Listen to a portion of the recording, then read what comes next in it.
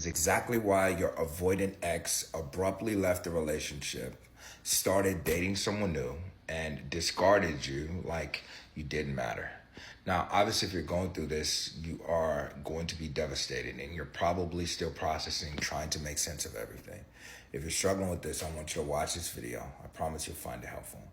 So the first thing you got to understand is that your ex is an avoidant, tends to see emotional connection and intimacy as a threat.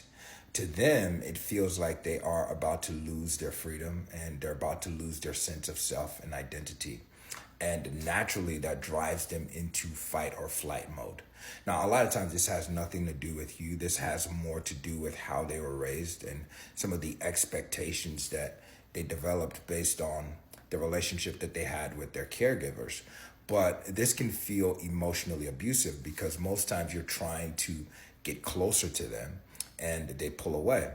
But the most important time that this happens is actually when the relationship is becoming better. You actually become more vulnerable and you're starting to get closer to them.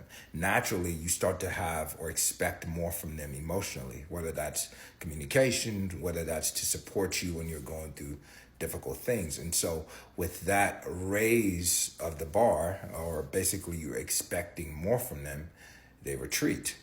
And they tend to employ what's called deactivation strategies. And what this looks like is that not only do they pull away, they start to stonewall you. They're no longer there or present for you emotionally. And sometimes even if they stayed physically, they're not there with you emotionally. It's almost like being with a zombie. And again, this can feel extremely toxic and abusive, but it has more to do with what they're dealing with internally. They're not necessarily a bad person.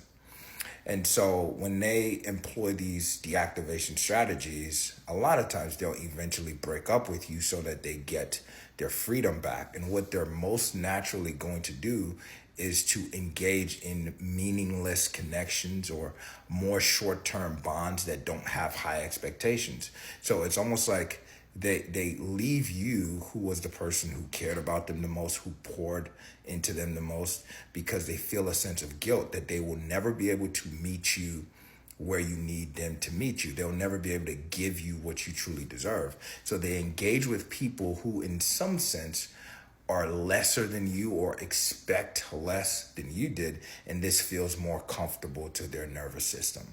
So if you're going through this, I want you to be strong.